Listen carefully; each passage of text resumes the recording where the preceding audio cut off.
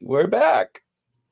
Hey, hello and welcome to another episode of Carvers and Creators, a weekly demonstration and discussion with sculptors, carvers, and multi-talented artists from around the world. If you're a fan of the show and you like what we do, make sure you give us a like and a follow on the platform you're watching us on, and let us know in the comments where you're watching us from. Let's meet the artists, because we got a nice group here tonight. I'm very happy about it. I got to tell you. Yeah, why not? Gotta cue it up. He's a legendary creature effects, foam fabricator, and monster maker. It's Ted Haynes. We love Ted. Hello, Ted. Yeah. Love y'all. Sitting on the top of the pile. Exactly. He's an artist and sculptor from Tucson, Arizona, and he's right above me right now, Matt Harper.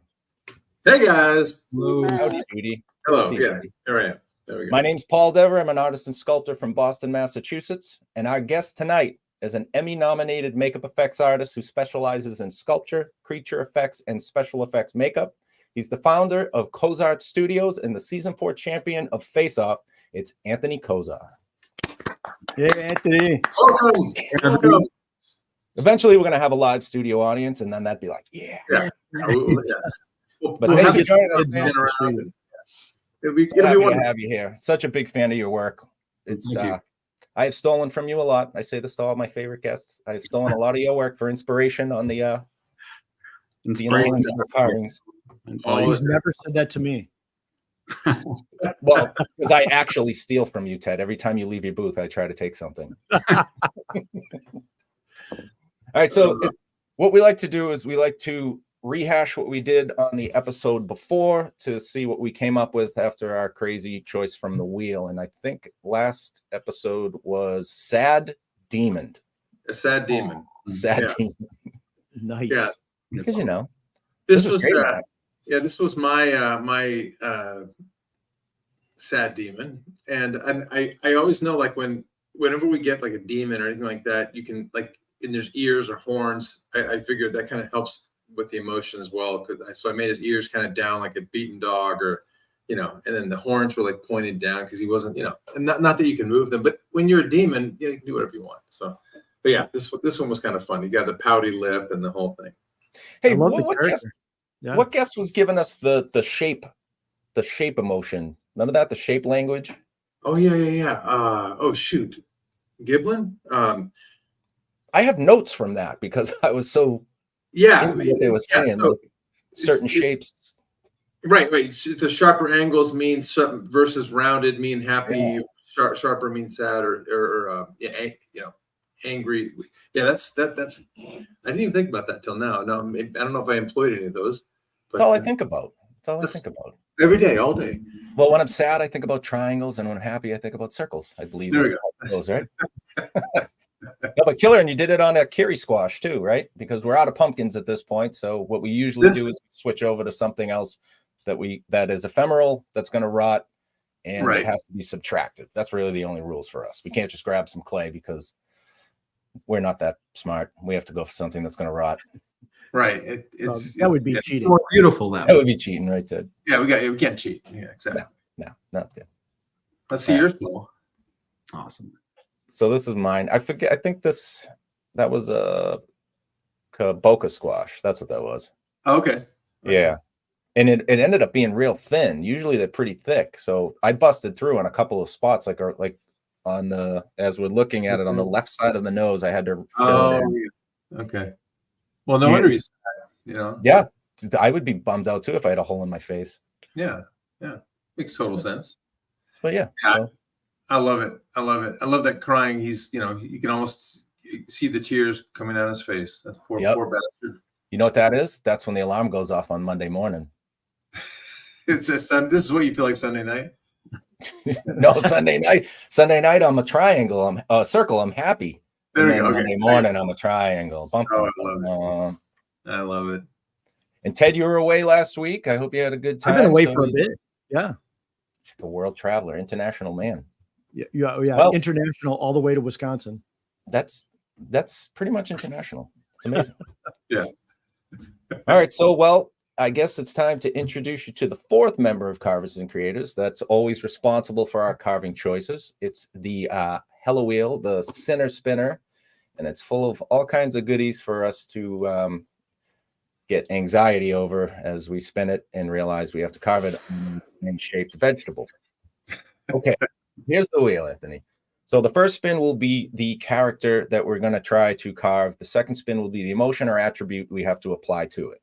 So our choices tonight are primate, old, guest choice. So if you have something in your mind, keep it there. Undead, fantasy animal, Viking, villain, baby, hillbilly, or demon. We did demon. I got pretty sure it's not going to land on demon, but if it does, we'll spin again. The second choice, the second spin rather, will be exhausted, expired, guest choice once again, crazy, cocky, excited, furious, sad, flustered, or confused. What could go wrong? Everything. We're about to find out. Right. And what are the odds it lands on demon? Here we go. There we go. 90%. Undead. Oh, okay. Undead. Okay. That's always a good one. That's a good one. Let's see. This undead is going to be flustered. Damn it. A flustered. Wait, hang on. What does a flustered face look like? I'm trying to Don't zoom in on me. It's one of these. Oh, look, Ted, right there. Screenshot it. There you go. Screenshot it real quick. That's fantastic, Ted. There. Okay. What, like, as in, what the hell am I going to carve? That kind of thing? Yeah. Okay. Absolutely. It's all coming together. All right. Good All Lord. right. Well, we'll give everybody a couple minutes, 3, 4, 5 minutes to get their tools together. If you're carving along with us or sculpting or painting, whatever you're doing, we encourage everybody to participate. At this point, we go around the horn and see what everybody's beverage of choice is tonight, because it's inspirational to have a little bit of libation to loosen up, and it's just nice to have a beer with the boys. Get the creative juices flowing, a little carving oil. Yeah, right. That's right. I know I'm always smarter, taller. Right. There's a threshold, though. All of a sudden I'm like, what am I doing? Oh, I've had 5 of these. Okay, never mind. Right, that's what it is. Yeah. You know what I'll do? I'll go first this time. How's that? Please do. Okay. Let's see what you got. This is a standard. I didn't go crazy with it right now tonight, so I'm going with the standard around here at this time of year, and that is a cold snap from Sam Adams. Snap. Okay. Yeah, they're delicious, Matt. Matt, you would love these. It's not an IPA. All right. Well, anything they make, I'm sure I'm game. It's a pretty big outfit. They do make some good beer. I'm going with my old. I'm going with my Mexican Model Zero again. I love the Model Zero. Model Zero. How big of a case did you buy? I went to Costco. And, there it is. And then say no more. Right. And next thing you know, my fridge, I can't even open the door. It's packed. So you bought a pallet of Modelo, and you will be drinking that until season 10. Until season, exactly. No, because I'm going out to visit him in April, so we'll get. We'll knock it out. We'll knock it out. Yeah, but hold up the beer again. I always love doing this to Matt because he's so huge. But it looks like he's drinking a tuna can because he's so tall. Look at the size of his hands. Well, no, I'm sorry I grew when I was little, Paul. What am I? Listen, I you know what? I'm deflecting because I'm so jealous of the height that you have there that I have to just call you out on it every time. There you go. Okay. I know Ted's got something a little bit more impressive than Model O. This is how small I am. So see, these big cans make me look really tiny. It's a pony. No, I have got from King Kong Brewing Company, Outwitted wit beer, and because my wife knows that I am, doing this show and that we need something interesting, she found this at a grocery outlet. She is always the advocate. I love it. It's so cool. So there you go. Henhouse Brewing cool can, man. Yeah. Let's hope it's good. A lot of times when you get a really cool can, it is a letdown on the taste. But hold on. I'll let you know. 1 second. There we go. Oh, the sound. Does it live up to its can? That's it's almost like it's got it like a little bit of a cidery type taste or feel to it. It's really kind of very refreshing. All right. Well, hey, win all around. Anthony, what are you having tonight? I didn't have any beer, but I did find a little bit of Woodford Reserve under the. Boy, that's point, you guys. Go brown water.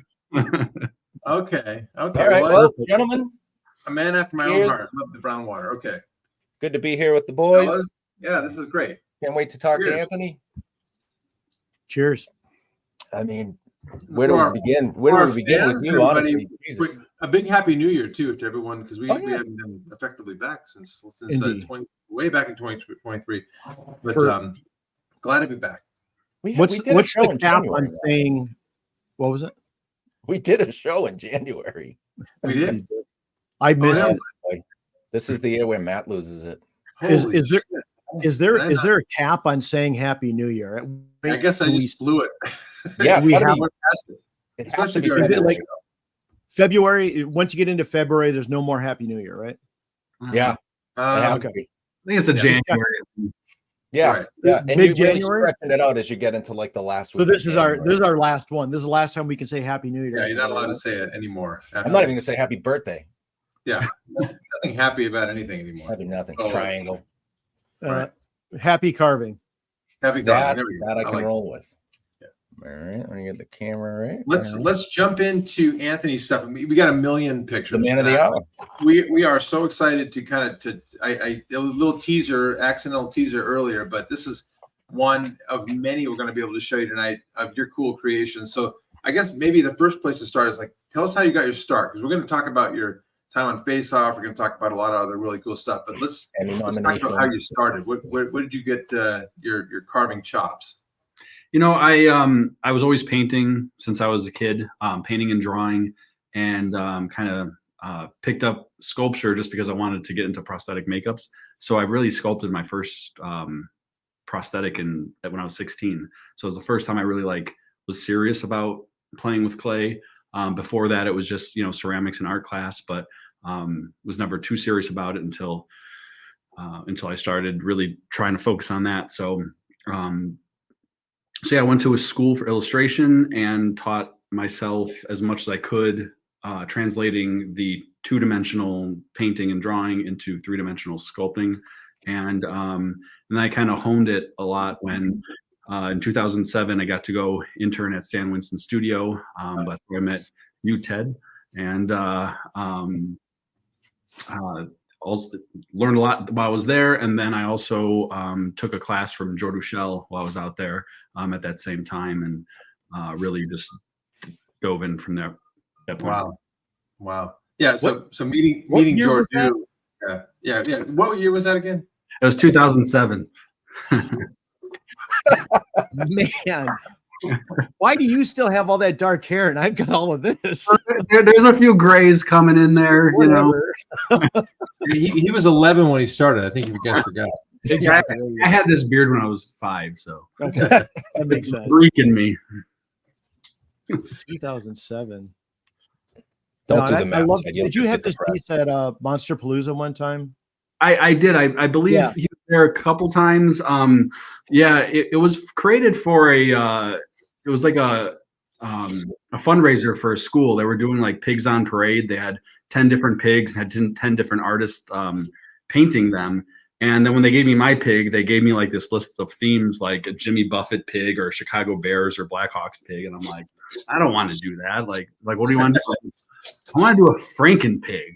And they're like, really? And they're like, okay. And then I don't think they expected me to completely resculpt the whole thing.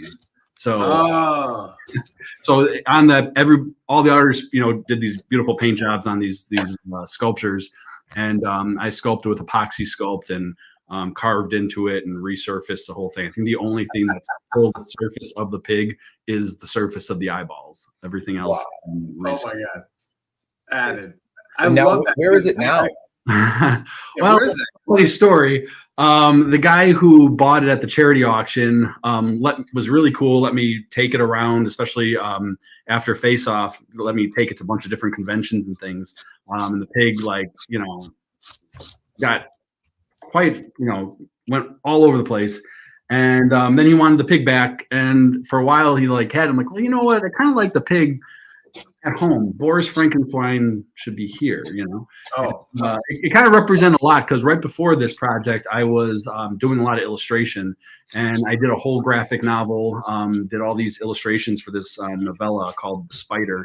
And it was, it lasted so long, and everything was, I don't know, it was an enjoyable project. I won a few awards on it, but it was kind of like soul sucking. By the time I got to this, it was just like such freedom, and I just put all my heart and soul into it. So it just represented kind of a turning point in my life that like before this, I was like trying more so, to get continue into illustration. And then this was kind of like my sculpture that really made people aware that, I was also a sculptor, and that's kind of the direction that I've kind of gone since. So it was a very, he's like the studio pet, like, so he deserved to belong here. So I struck a deal with the guy, and of course I'm like, oh, I'll pay you what you paid for it. And he's like, well, he's kind of got a little more famous since you made that, and you got a little more known too. So we're gonna up that a little bit. So. Oh no, he's safe. He's home. He's here. He's happy. I'm happy. Yeah, but just think, you one of your first pieces already appreciated in value. Like right off the bat. That's how you gotta look at it. Yeah. Absolutely. Yeah. Even though it was to your detriment. Yeah, right. Oh, that's so cool. So good, man. I'm sorry. I wanted to go back just a hot second because just to be clear, I want to make sure I was here. So the pig was an actually existing pig form that you guys were all altering the form, correct? Yes, a prop shop out in Chicago, Acme Designs, they sculpted the original pig form for this project, and all the artists basically like painted. I don't know if you ever seen like cows on parade. It was big. Yeah, the cows or we have javelinas out here in Arizona. Yeah, same thing. So there's one in town here. Yeah. There was a Blackhawks pig, and that was the year I think the Blackhawks won the Stanley Cup one of the years, and so that was a popular one and stuff. And so it was cool, a lot of cool pigs, but yeah, I was the only one that Reese sculpted it. Well, I'm sure that it's massively different from what they presented originally. Yeah, that's cool. Yes. So we're going to talk about masks because I know you've got a number of them, and then of course your time on Faceoff. But tell us about a couple of these. Yeah, so this one, in fact, this one that you're looking at now is Innsmouth Deep One. We worked a lot with Joshua Hoffine. He's a horror photographer, and one project he wanted to create this pretty epic Innsmouth photograph, and he was gonna have all these Innsmouth Deep Ones attacking a human. So naturally, he picked Doug Jones to be the human, and had all these other creatures attacking him. So this is one of the ones. My whole team sculpted all these different Innsmouth Deep Ones. We kind of mixed and matched, made them all different variations of like how far transformed they were. But this one I sculpted, and there's one behind me back here that is another one that I sculpted for the project. Oh, how cool! Well, you got it behind you there. Yeah, let's see a little further gone. Those are always fun to take a look at. Okay. Oh, okay. There you is. Just to give the scale. Okay.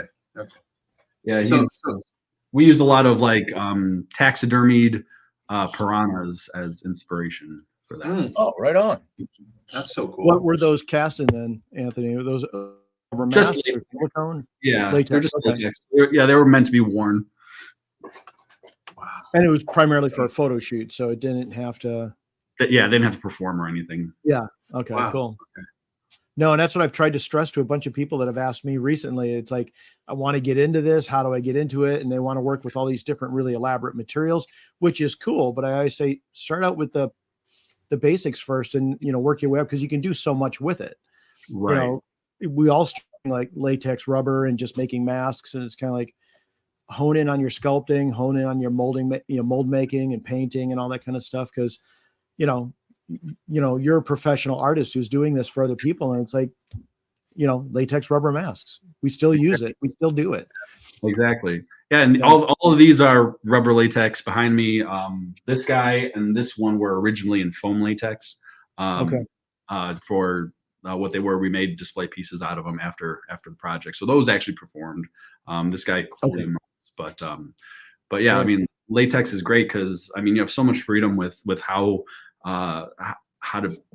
what you can do with it, and the paint that you can do with it. You can make it look like silicone. You can do all kinds of great things with it.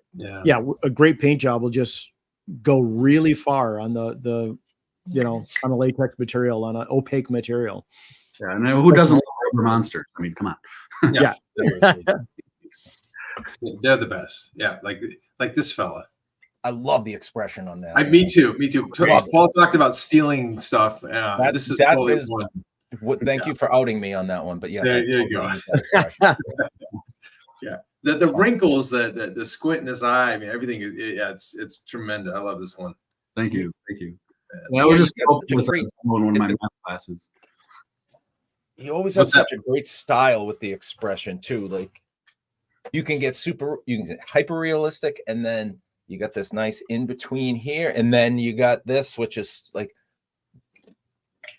creepy as hell, but it has that little bit of a whimsical. It almost has that like a graphic novel style to it, right? Do you sketch out a lot of stuff, because it's obviously the style that you put into it? I do a lot of things. A lot of times with these characters, when I like to sketch just in the clay, and just like let to see what the clay comes out. And most of these are all sculpted in wet clay, so usually it's some loud music, rum, and some punching clay until it gets the expression that you need. Sometimes it's just not right, and then you punch it the right way and it just offsets it.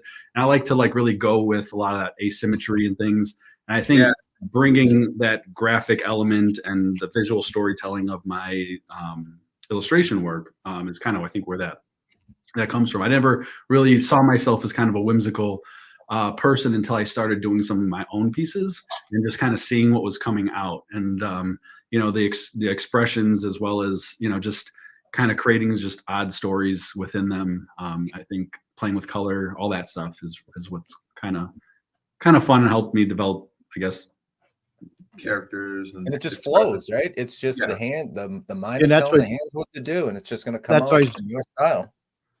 Yeah, that's what always drew me to your work to begin with, and was that whimsical nature, because then I kind of found that out about myself, is like I like a little bit more silly than hyper realistic, and I love the characters that you did.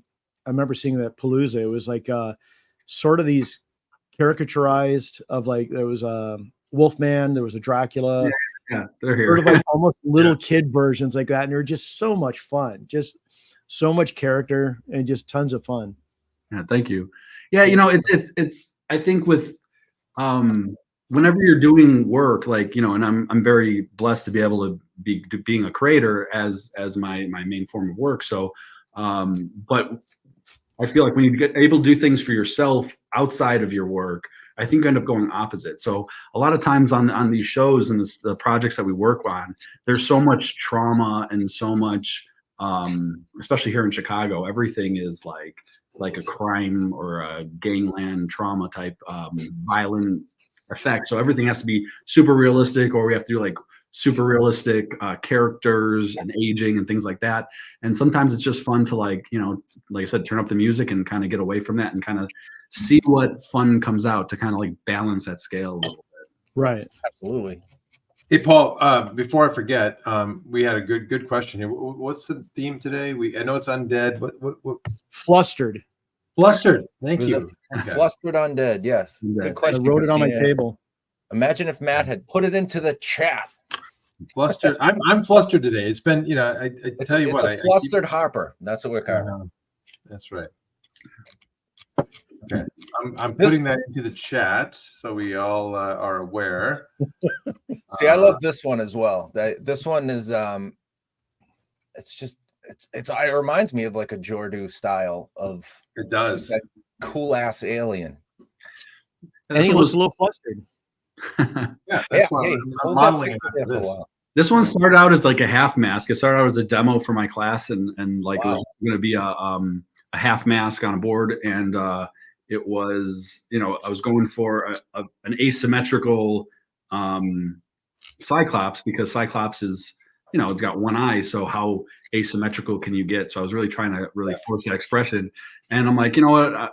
Let's turn this thing into a bust. So I like quickly sculpted a torso and put an armature together, and then like slapped this clay like right on the face, and it kind of like distorted even more.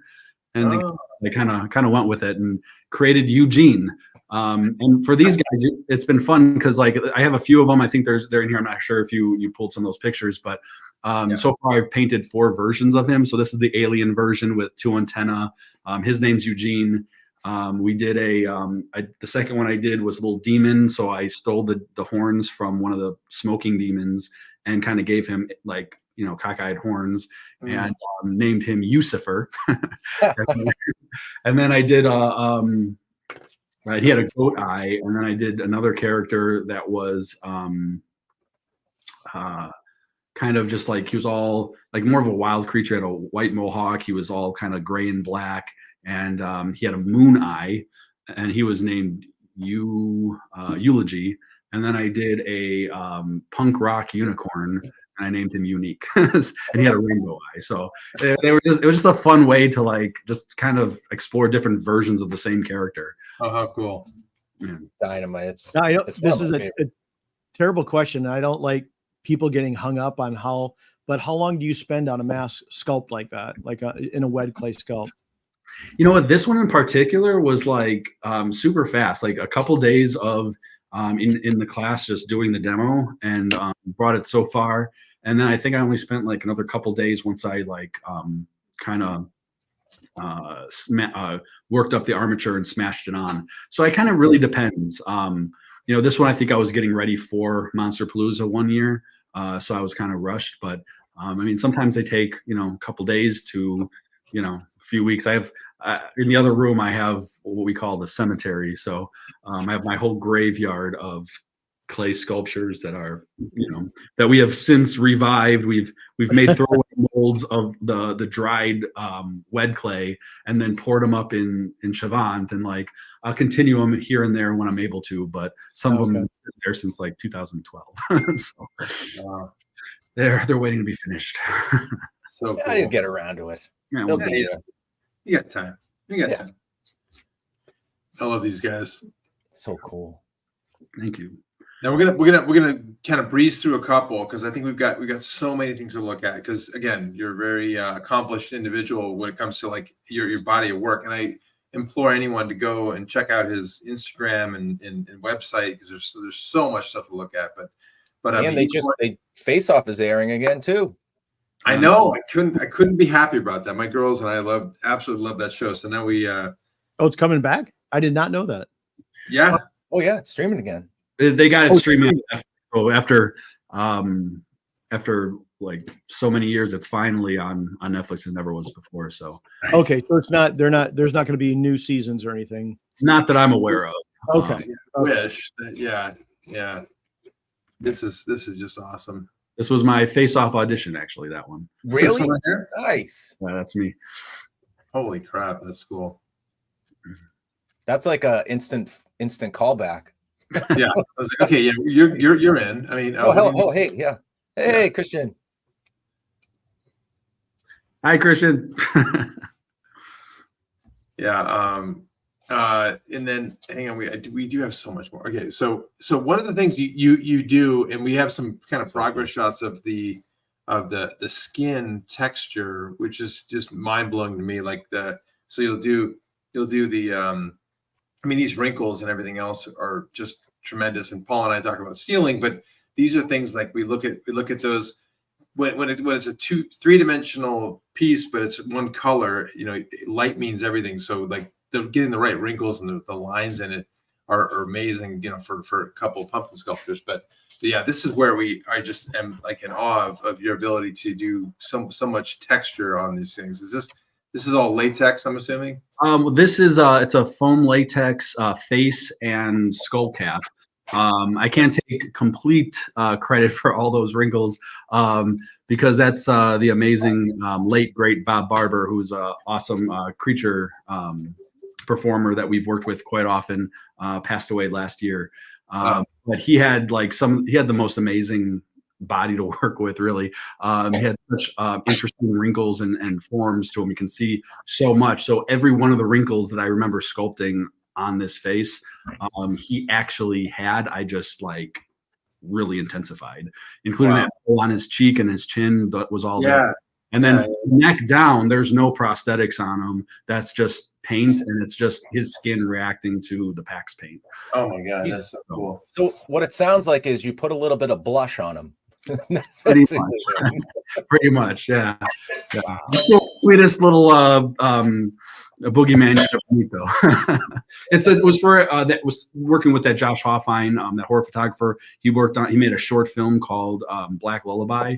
I believe you can watch it online. That's Josh in the picture. Wow. He's such an awesome guy to work with. We share like creative wavelengths. So it's always a pleasure working with him. We worked together for so many years.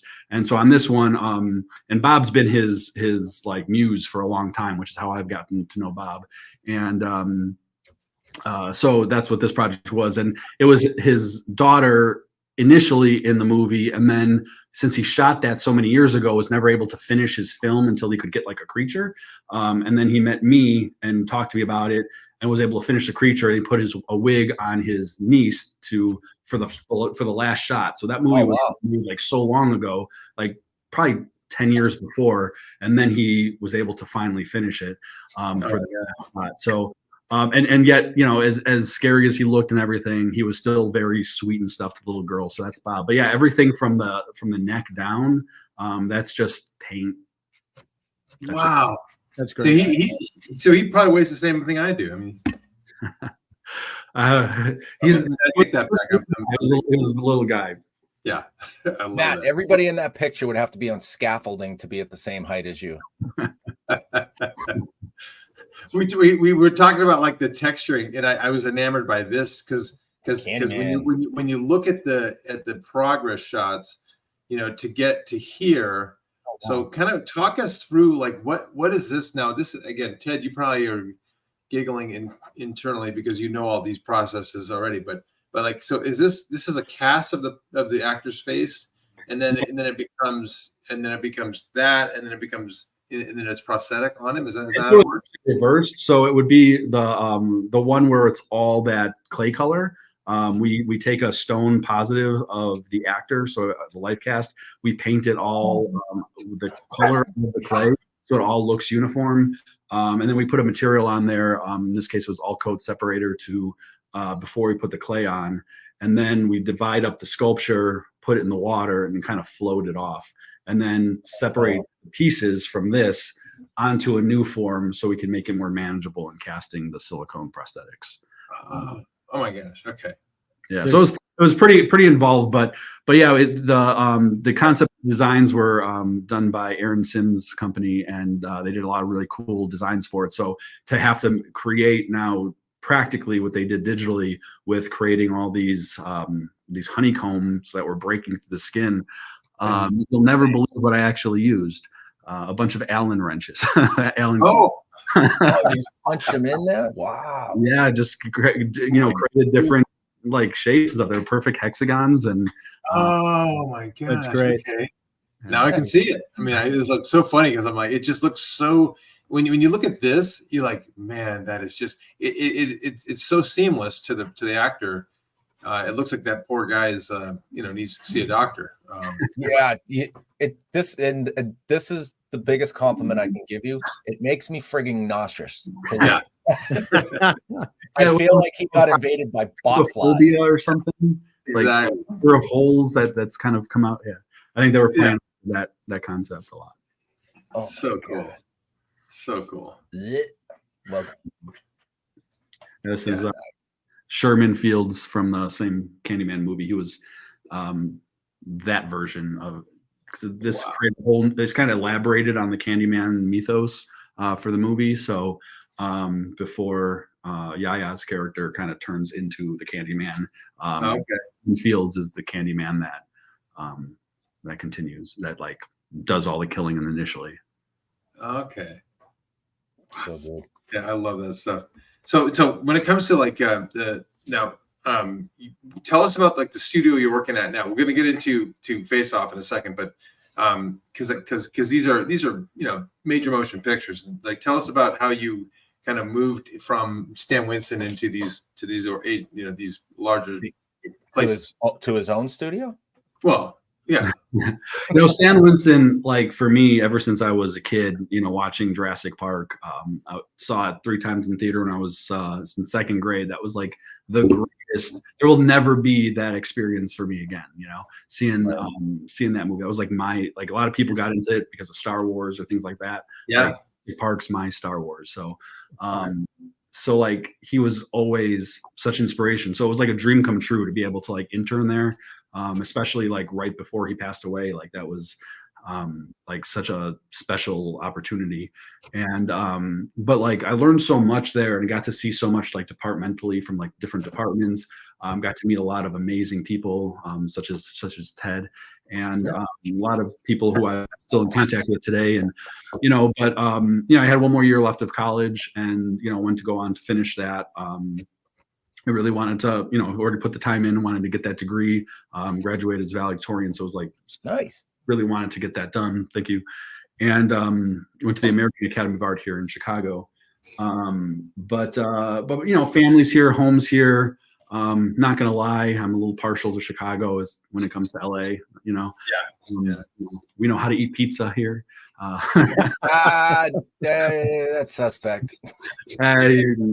East Coaster. But well, you know how to eat cheesesteaks. That's all right. I'm not from Philly. How dare you? Nah, but I mean, you're East Coasty, and I mean, I think those things run up and down. Wow. He's more Boston baked beans. He's just like beans. Oh, guys, bean seriously, guy. Beans. What's going, man? What's this? The 50s? Yeah, I'm eating tacos out here. I don't know what to tell you. Yeah, they're delicious. Yeah, they're quite good. No, I love that. I love that. We have such an amazing bevy of your pictures here. I don't know if that's the proper word, but like this one was like Paul said, disgusting. And I think that's like the ultimate. When you see people like post something on Instagram and they're like, "Holy shit!" It gets the blocked thing because it's it's kind of like a badge of courage. And I look at this, I'm like, this needs to be blocked.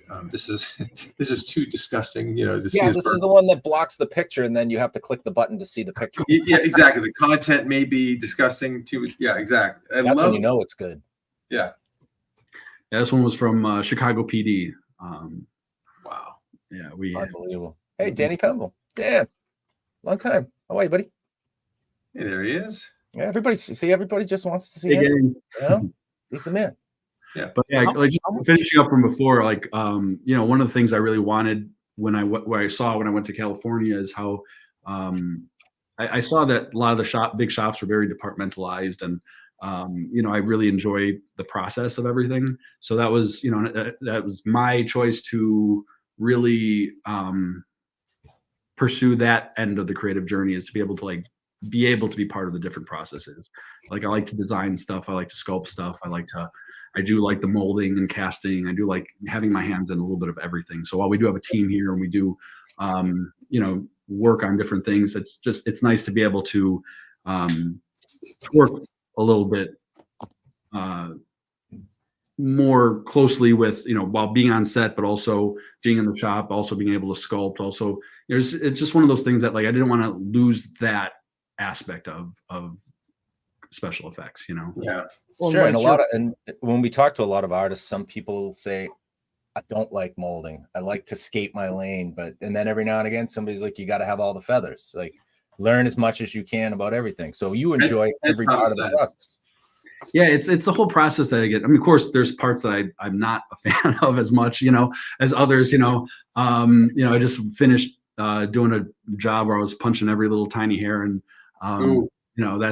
that's not my favorite part of the thing, but it's still something that I can appreciate, and I just enjoy it because I think if you really understand the molding process, if you understand the life casting process, if you understand the casting process, you can just make a better sculpture that will work for the end product. If you just know sculpture, you don't know the molding or how it's going to get broken down or how it's going to get made to apply.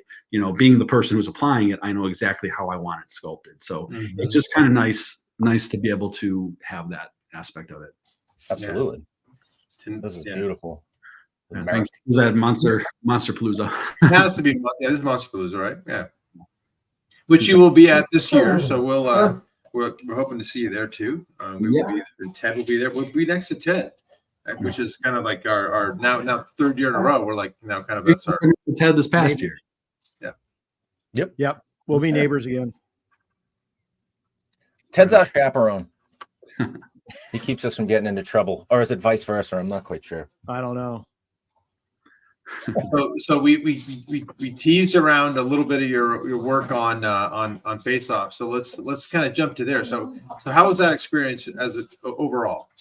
You know, I like to tell people it was the most fun I've ever had, but it was the most stressed I've ever been in my life. So it's kind of like both ends of the spectrum. Like, you know, it's where you can, I feel, learn the most about who you are as an artist, because that's kind of why I went. I wanted to test myself, and I wanted to compete against myself and see how far I was able to go.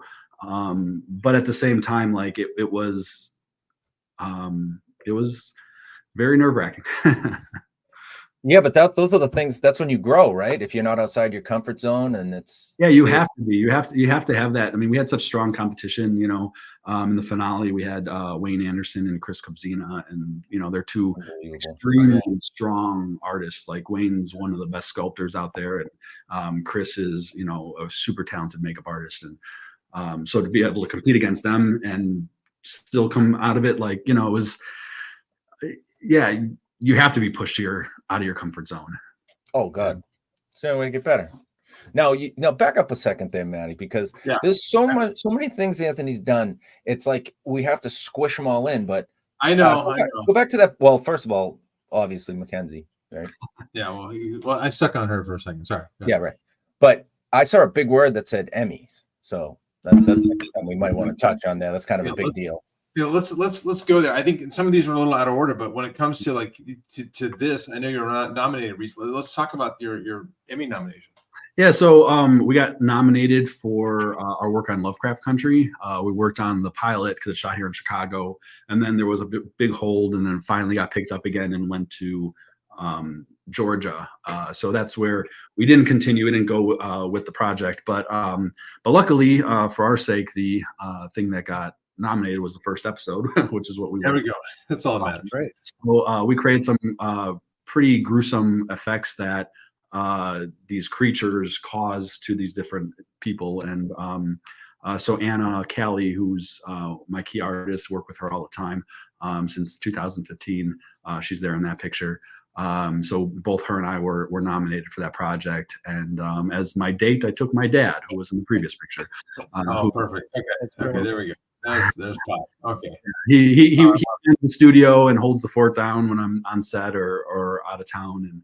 And if you've been to any convention that we're at, like Monster Palooza or whatever, you know Pops. So, man, I think it's great that family's involved. With the business. You stayed close to home, and you were able to make it work in a very niche industry, especially in Chicago. But, it's been growing.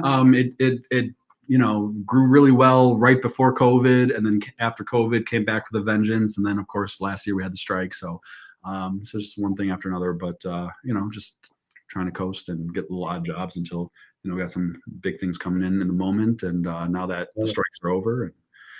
Yeah, that must have been huge. Yeah. Just chugging along, huh? Just chugging along. Yeah. Just keep creating along. And I mean, speaking of creating, I think I recall this one from the show. Colonel King.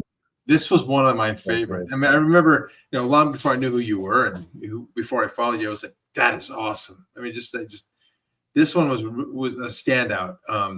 So I got to ask about the process, because we've been lucky to have other individuals who were on that show, but like I know that it just the boiler room of the pressure, like you said, had to have been crazy. Was it? You mentioned it was a high stress level, but you come away with a whole lot of really great contacts, a lot of great experience. But was it like 24/7? It feels like it was like a 24/7 thing. You were just never not working. Yeah, pretty much every day we'd have like some days we'd have off. So those days would end up being the days that they would kind of do the confessionals, where we're, talking one-on-one with the camera. Right. But for the most part, we'd have a challenge, like foundation challenge, and then later that day would go sometimes right into the spotlight challenge. And the spotlight challenge, the first day we either had anywhere from 5 to 10 hours. The second day we had usually 8 to 10 hours, and then the last day was always 5 hours, for application. And so ultimately, like, and like our season kind of went really big with the sculpts, especially with the competition, Wayne and Chris and even Eric, Fox and stuff. And so we were making like creature suits in 12 to 18 hours. It was nuts, I mean, how do they even have dry time? I just thought that's the part that I'm like to allow them to cure and paint and You're but just by the way, what season? This was season 4. Yeah. So 2014, 2013. 2013. Okay, 2013. Okay, got it. Okay. Yeah. I mean, that's the one thing that I think was like coming out at an artist, like learning so much on how to cut corners without losing like quality and stuff, like speeding things up, speeding processes up. Like I remember we'd be making molds and we'd make one side of the mold, put garbage bags over it, throw like 3 air dryers underneath it, making sure the end was out so it wouldn't like short circuit. We would like run outside to stuff our face with lunch so we can actually eat for the day. So like, and then run back in 10 minutes later and then pop the mold. Which normally you should be waiting like an hour, a half hour, an hour, wait for it to cool down or whatever. But yeah, using hot water. So you just learn so many things on how to force the materials and just, I feel I've become a much faster artist because of it. Okay. Now, Johnny had a great question too about the wardrobe. You guys, you had to make your own, make the costuming to go with it, right? For the most part, they had a costume department, so a lot of times they would like, for instance, like they really nailed that Colonel Candy, because I told them like I want a baby blue, kind of like colonial general's outfit, or with orange cuffs and yellow pants and blue boots. And they like totally came through. They found that. I don't know how they did a little tweaking. Sometimes they'll make things a little bit, like that. But like, for instance, this character, I didn't want to rely on costuming. So like I sculpted a lot. I sculpted a whole chest piece and a back piece. But I made arms, chest, back, cowl, face by myself. And I couldn't, the mold was too big, couldn't open it by myself. And the mold kind of, after I cast it with the foam, and I was like, you know what? And everybody was so busy doing what they were doing in the other room. I didn't want to like call anybody to help me. So I just had to go to plan B, which was finding like a pleather outfit and, cut a football shaped shoulder pads and just, drape him over it. And, it worked. So certainly did. You, when you're forced into that bubble, right? I mean, the clock's ticking. You have to do something. You can't not do something. You can't. Yeah. One of the contestants, I mean, it sounds bad, but one of the contestants, House, kind of said it best. He's like, you don't know what you're capable of until you have a gun pointed to your head. Yep. Ooh, that's a great one. Yeah. And the gun is the time clock. It's the threat of going home. It's the threat of being eliminated. And right, looking like a dope on TV. I mean, all those things. Yeah. I think that was just us, Matt. Yeah, that was me. Yeah. That was you and I. Yeah.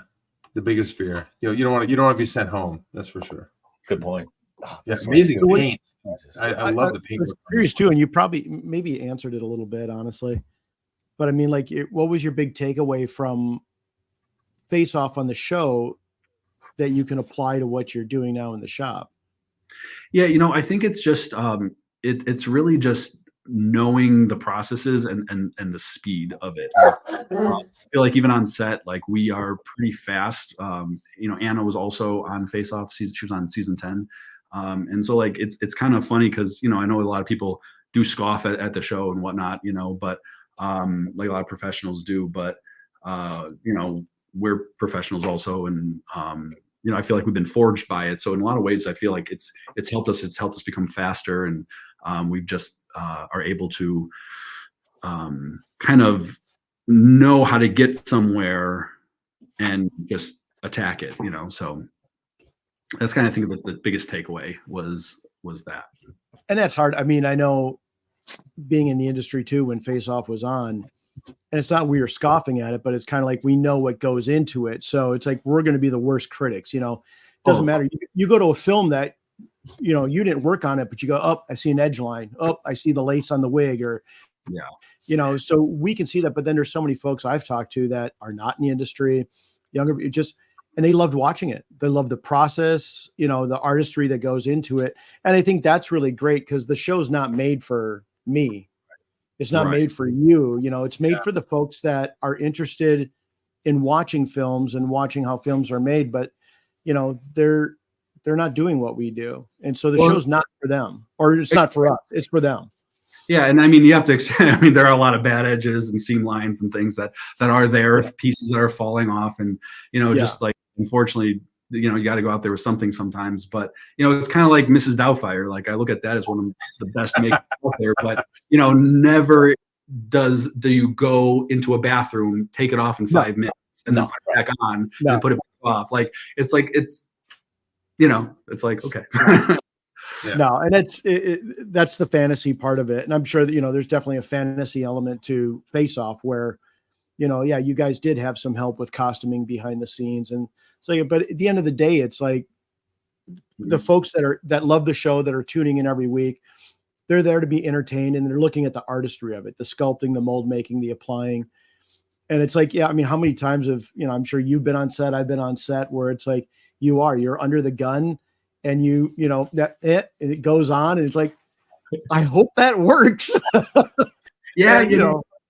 That happens, and it's just like, you're there's been times where I'm like standing on the side, like holding something for a gag, like, and I'm like I didn't breathe for the past 3 hours, and then it goes, and like, I mean, I was with some friends actually just this last weekend, and they don't do what we do at all. And they had some in-laws that were with them as well. And we're asking about what we do. And I said, basically everything that we is a prototype. If you know what I mean? It's like everything's a one-off. Every costume we do, every makeup we do, it's a prototype. You think of like toys in a toy store, they're making millions of them or hundreds of thousands of them. And that's production line. But what we do is a prototype, and it's like, well, we did it once. We hope it works. We did something sort of like it the last time, but and you're doing all the R&D for something. Like, we had to do quite a few different things on this last season of Force, Power Warfare. And like, in one thing, the guy got his hand dipped in liquid nitrogen and then smashed with a hammer on camera. And then another one, a guy got his hand smashed with, they like to do a lot of hand smashing apparently, a trophy. And so like, we had to like do a lot of, I'm sure other shops have been able to have done stuff like that before, but for us, that was like a new thing. And, a lot of this stuff, it's not just so readily available, the knowledge out there. So we're doing all this R&D in our shop, trying to figure out, well, what silicones can break, what can we do to smash and stuff like that. And we did all these videos and tests and things. And at the end, we came to something that worked. But, I go on set with 4 or 3 options. I did 1 test and then 3 for the takes. I made that test one look like, I told him, like, roll on the test, because this is like, I painted it up too. So, you have 4 tries, and then it comes down to how well the actor can hit it, and stuff. So it's always like, but you never know until it does. And that's the crapshoot of practical effects. And that's what makes it really fun to see on camera, because people can tell the difference between practical and not, it's just, it's exciting, it's rewarding, because at the end of the day, like, we'll be working on a project where, like, oh my God, like, while we're doing the project, like, never again. Like, you didn't get sleep for the last 3 months and stuff. And then all of a sudden the project's over. You're like very fulfilled. And you're like, all right, when are we gonna do it again? Like, exactly. Yeah. Mm-hmm. I'm never doing that again until the next phone call. Right. And by the way, I think I looked at this and I said, wait, how did he get the pictures of me from high school? There you go. I had acne. Sorry. All right. I'm better now. Although it didn't look like this, which is probably bloater. the bloater. I love this guy. I mean, just the amount of fun you get to have with this kind of thing. God, it's got to be amazing. Yeah, I don't remember how much they actually showed in the episode, because this was for Fargo season 4, and they wanted this bloated body to be like to be pulled out and then like out of the drawer, and so it was great because when they pulled it out, then all the weight of him moved and everything, and it was it's a makeup, so it's a real dude. And then he had like coffee water in his mouth, and they were supposed to have like a cockroach like crawl out. It was like all spilling out, and they kept on making him do it over and over again. Obviously, the cockroach was going to be VFX, but the coffee water wasn't. But the way he was laying, it would constantly, every time he opened it, like he'd kind of go and it kind of gurgled out. It was like go in the guy's eye, and he had contacts in that couldn't see. And I don't even think they did the part where the water came out. It was gross. Oh crap! They put so much, and they didn't even use that part. That's always tough, is building something like that or going through it, and then it's not in the show. It's not on camera. Crazy. You know, That's crazy. I mean, he made it, just in the water part didn't. But yeah, like there's been other things that we've had that did not get in. Like there's been things from Candyman, things in Fargo, things in all different shows. And people like asked at some point, they're like, doesn't that bother you? And like, you put all this work into it, and you're like, well, it's kind of the industry, I mean, the bottom line is, we got paid, It's their project. I always say I got paid. The check cleared, so I'm good. Yeah, there's Anna. That was for Fargo, working on Salvatore Esposito. Is an Italian actor, super awesome guy. Fun beating him up. Yeah, clearly. I love this guy. Yeah, so I swear, how many times, Paul, did you just stare at this thing? So with that frostbitten nose, and here you go, he's a little happy here, but with VFX, they took out the nose completely. They didn't want to paint it green. They just said like black would be easier because he's mostly in shadow. So they just kind of painted a little like a more of a skeletal nose within that shape. But yeah, he was supposed to have his eyes sewn shut. So his whole face is under prosthetics. It was sculpted out slightly so that he could have his eyes see. There's little tiny holes between each stitch. Yeah, right here. Yeah, right in the middle. You can see it. Oh my gosh. Yeah, so he's able to see, like, believe it or not. And they thought he couldn't. So they gave him these sunglasses that had a wooden nose attached to it, and they were like blacked out. And they could like, oh, well, he doesn't need we'll just put the sunglass on so we can see better. And like he couldn't see at all wearing those. So we'd cut the eye open, and they give him those things. And like, you guys don't understand. Like he can actually see like really good with He's over there in one of the back behind the scenes pictures I took of him. He's over there playing a video game on his phone and texting. With the stitched up eyes. I love it. Okay. That's so funny. It's just a great, I mean, if that entire face is like away from his face, and you did the whole thing to make those eyes that way. Oh my God. Okay. Yeah. His whole forehead, two cheeks, upper lip, chin, and then he had one around each finger to make frostbitten fingers. Wow. Now, what was the time? What was the application time on something like that? That was about 4 hours. Wow. Yeah, we did it 10 times on the show. Okay, so we got a few more pictures we got to rifle through. We're running out of time, which is the worst part of it all. But we do have some pictures I want to make sure we show because they're just cool as hell. More of these characters, amazing paint jobs, amazing sculpts, amazing zombie. Holy shit, that's what we got to do tonight, right, Paul? Right. Although he has to be whatever he is. He's got to be flustered. I think all zombies are flustered. I'm pretty sure. He does look very flustered. This is one of Joshua Hoffein's photographs. That zombie was for that. That is a cool photo. Oh my God, that's awesome. That's and Bob Barber, the boogeyman, is in here I think 3 times. He's the one on the ground getting shot, and he's the one right behind him about to bite him. Oh yeah. That's so superimposed him. And then this one's from Lovecraft Country. So that's the one where he got his jaw bitten off. So it was fun working with VFX they removed the rest of the jaw. It was sculpted out so he could get his upper teeth in there, and then it was gushing blood in the scene. Yeah, he's got some anatomy here too. College kids. Some of college, you can go to biology and anatomy, and you can figure out how to make this stuff. Like the windpipe open here. That's so cool. And then of course you're John Merrick. That was John So- Malkovich. So That was good. on John Malkovich. Yeah. Yeah, we did a project where we turned him into 8 different David Lynch characters, including David Lynch himself. Oh my Oh gosh. wow. It's a short film called Psychogenic Fugue with Sandro Miller.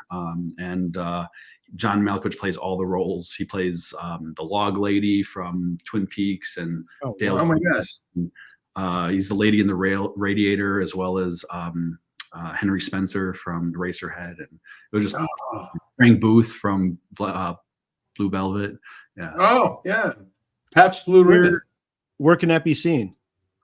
I think you can see it online. It's called Okay. Psychogenic Fugue. Psychogenic Fuge. So yeah, it's at the bottom of the picture there. You can Yeah. see the name of it. Okay. And I'm gonna honestly, screen- it was just so cool turning him into it. And like John Malkovich was, as soon as we put the makeup on him, he would like Become it. go away, and he would become whoever he was. And it was crazy, especially like when he did this scene, reciting the Lord's Prayer. It was like as John Merrick. It was pretty, or Oh Joseph. my God. It was pretty touching. And then he does the weird stuff with like the guy from Lost Highway.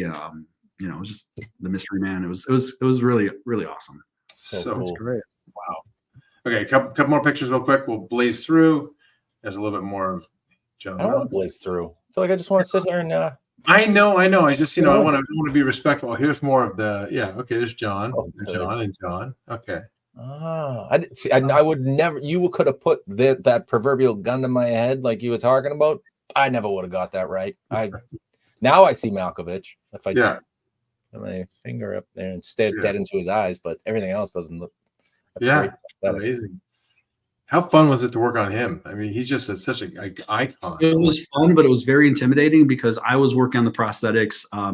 An artist named Randy was doing the beauty beyond the prosthetics as well as the hair work. And then John Malkovich, being a theater guy, would anytime he'd see something, he would pick something up and he would start working on his face too. So it was very awesome, but very intimidating. I learned from him. But it was great. And he won't get out of the chair unless he's happy too. So you'll look in the mirror and then he'll like lock eyes and just kind of give you this little nod. You're like, okay, he likes it. So yeah, you got the buy off from the man. Yeah, I can't believe. I mean, this is, again, there's so many things for you guys, for everyone to go see and to check out from Anthony. This is just a taste of it. Each one of these things even crazier than the last. A few more zombies, which are just might have to take a look at those later. we're gonna have to, yeah. We'll take some gander at these for our tonight's challenge, and then of course more of the whimsical fun guys. This is what I'm talking about. Like, this is insanely good. Yeah. So cool. And that's the character that's behind you right now, correct? Yeah. Yeah, that's one of them here. I The think the middle other guy. are over there. Okay, great. Just hanging out. Yeah, and it's crazy to see the scale, because I know these are all life size, but when you see them here, you're like, oh, that can't be, and then you're like, oh, wait a minute. Those were on guys. Though, I mean, they were, especially the cat character was like, he was a big guy. Yeah, it was. I don't think this was. You can see this online anymore, which is a shame. It was created for Verizon Wireless and their Go 90 app, which was short-lived, and it was created with Nerdist, and it was Baby Animal Battle Patrol. So it was like these real animals, a little chick, a kitten, and a puppy. They were like having a little party, so it was like clickbait. And then they like mosey on over to like this, spilled sewage and radioactive sewage, and then all of a sudden, like the thing starts, the lights flicker, and then these things kind of come out of the shadows of it, and then like they created this like Teenage Mutant Ninja Turtles like theme, like Saturday morning song, of Baby Animal Battle Patrol, and it was just fun. Like they would go and like stop a guy from stealing a woman's purse, and then the woman would be so afraid of them that she threw her purse at them, and then she ran. Yeah. It was like Teenage Mutant Ninja Turtles mixed with Toxic Avenger, and right, Toxic Avenger. Yeah, oh my God, the 5-year-old Anthony. I think I know what you're looking for. Oh my God, I feel like it's got to be out there on the web somewhere. We got to find that thing. Yeah, I license. I hope it still is. Yeah. When that license is up for those characters, I say you jump on it and then create the show. Yeah, exactly. We'll get the theme song ready for you. This is also Bob Barber, the boogeyman from before for Joshua Hoffa. Oh, okay. Oh yeah, he has the perfect frame for those. Yeah, varieties. he's ready. Yeah, any skinny guy. I'm envious of like folks like that they can just morph into any of these guys. That's so. Yeah, we were able to get his whole body, like his whole upper torso life cast. He's got his arms, he's got his chest, Wow. his head. He's great.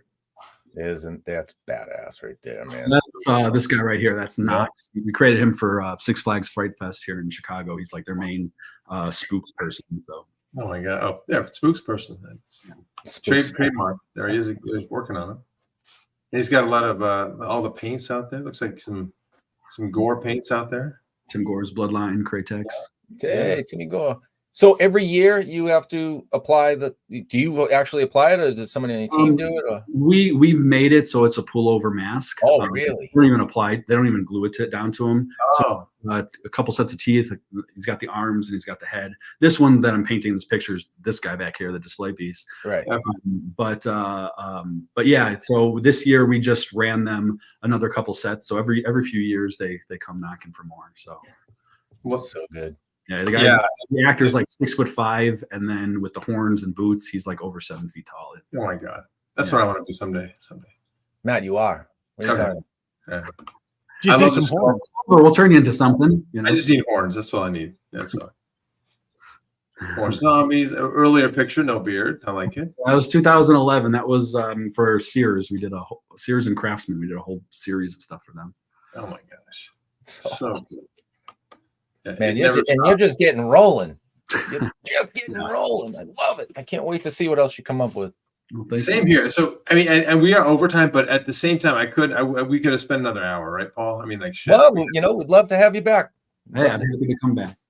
Yeah, this has been so much fun, and I think the thing we scratched the surface on is just kind of the characters you go and create that are just now becoming iconic and cool as hell. Anyway, I could just spend hours just asking about the process, let alone the motivation behind it. It's in the paint and holy crap. It's been so much fun. I can't believe an hour's already gone by. Well, thank you. I appreciate you guys having me on, and really excited to be here talking to you guys. Yeah, it's great. So this is where you can find Anthony. Is there anywhere else we can find you? I mean, you're everywhere, but yeah. My on Instagram, Twitter, Facebook at Anthony Kosar, or for my studio, you can follow me at Kosar Studios, which is written there above with the website. So at Kosar Studios or at Anthony Kosar. Yeah, and you're going to be at Monster Palooza, Pasadena. We'll see you guys there in a few months. Yeah, June. Wow, it's already 2024. Yeah. Right around the corner. Oh yeah, Happy New Year. Yeah, why not? Yeah, get them out now, guys. Yeah, you're not allowed to say it after this. But yeah, this is where you can find us on all these little socials, all these little silly looking things. But yeah, we are here every Thursday. Paul and I and Ted interview another wonderful guest like we did tonight. Anthony, thank you so much for coming with us tonight. I hope you enjoyed it, and we certainly love to have you back and create along with us next time and enjoy. I think I'm going to go have a brown water like you just said. Next time I'll get some clay and I'll work on it. There we go. We got them jumped in. All right. But butternut squash. I've learned that butternut squash they taste really good too. Yeah, you can eat everyone I've sculpted recently. My wife takes it and chops it up, and then we ended up cooking it. So the circle zero waste. Exactly. Awesome. Well, that's another episode of Carvers and Creators. We'd like to thank everybody for tuning in tonight and with your comments. And we'll see you again next week with another episode. So good night, everybody. Good night, guys. Good to see you, Anthony.